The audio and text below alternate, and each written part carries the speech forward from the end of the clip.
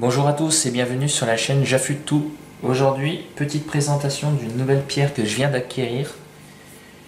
Une Suehiro Cerax CR403. Donc c'est un grain 320.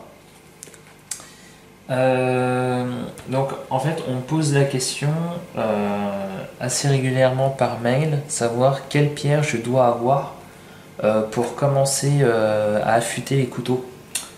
Alors bon, j'avais déjà lors de précédentes vidéos, j'avais déjà un peu répondu à la question, mais je vais recommencer. Je vais être par contre assez bref, mais en règle générale, moi ce que je conseille pour commencer, c'est d'avoir une pierre combo 1000-3000.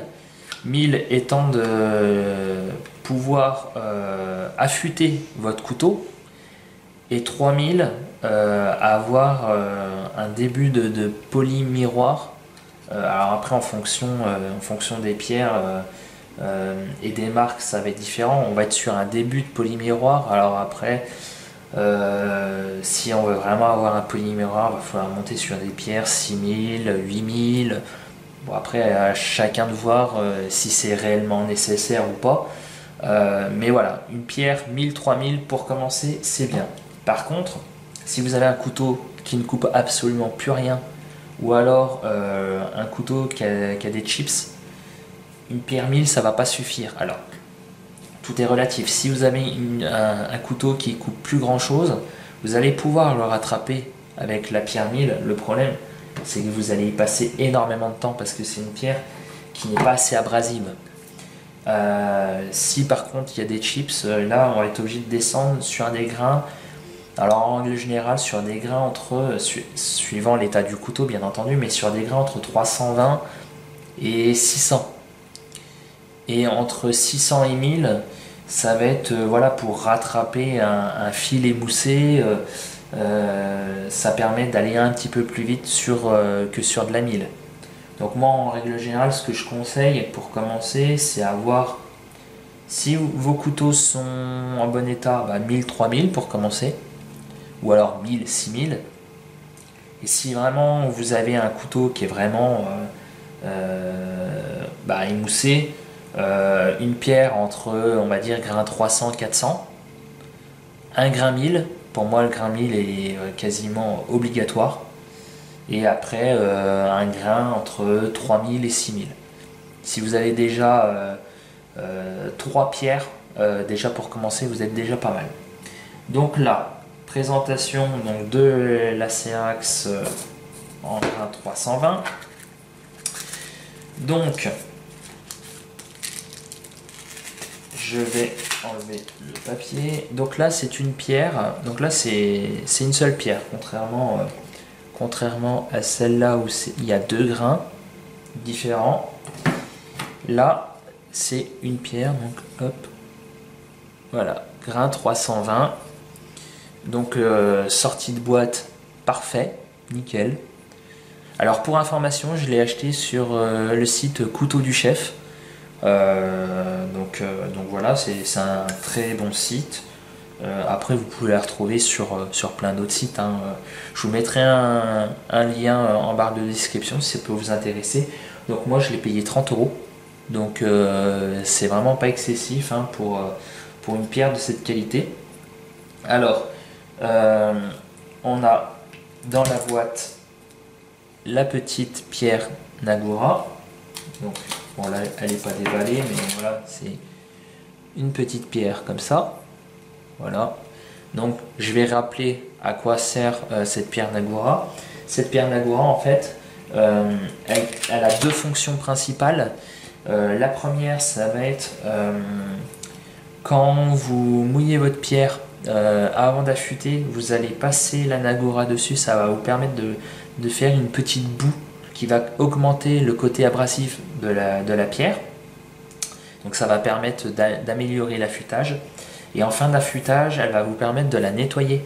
Quand vous avez plein de particules d'acier, vous la passez sous l'eau et justement vous allez passer la Nagura et ça va vous permettre d'avoir une pierre parfaitement propre. Par contre, en aucun cas, je le répète, en aucun cas vous allez dresser votre pierre avec ça.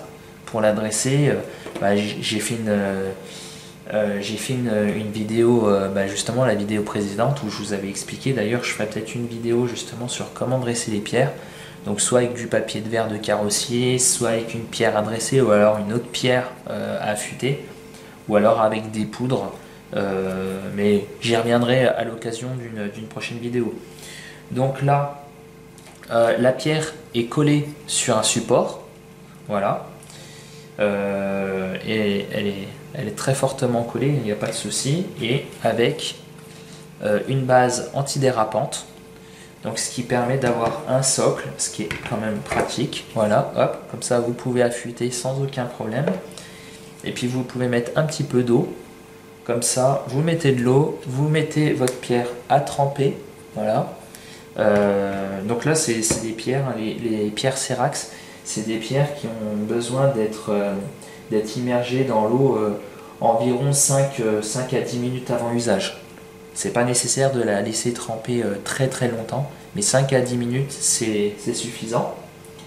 Et puis bien sûr, hein, quand vous affûtez et que vous voyez que il n'y a plus assez d'eau, vous remettez un peu d'eau en surface. Donc soit vous le faites à la main, soit avec une petite pipette ou avec une poire, comme vous voulez. Et voilà quoi. Donc je ferai une utilisation de cette pierre. Je vais avoir des couteaux de cuisine notamment à affûter. Donc ce sera l'occasion de faire cette présentation. Alors pour information, la taille de la pierre, je parle en millimètres, elle fait 183 mm par 63 mm et 20 mm de hauteur. Donc tout en sachant que sur des grains 320, c'est pas des pierres non plus que vous allez utiliser très très souvent, à la moins d'avoir énormément de couteaux émoussés. Mais sinon, c'est pas des pierres que vous allez utiliser régulièrement. Et c'est pareil, c'est quand même des pierres qui sont quand même abrasives. Donc on va pas y passer un quart d'heure dessus à affûter. Alors après tout dépend bien sûr de l'état de votre lame, hein, mais normalement vous allez y passer moins de temps que sur des pierres avec un grain un peu plus léger. Cette gamme de pierres Serax, elles sont composées de pierres cuites en fait à très haute température, ce qui les rend plus résistantes au risque de craquelure. Elles sont durables et également très faciles à utiliser. Alors bien sûr, il faut bien respecter les bonnes conditions d'utilisation. Donc je vais pas me répéter encore une fois, mais éviter de les faire sécher au soleil. Enfin, c'est des trucs qui sont relativement basiques que j'ai dit sur d'autres vidéos. Donc au niveau du socle, vous voyez, vous avez donc l'emplacement justement pour ranger après utilisation la Nagura, voilà.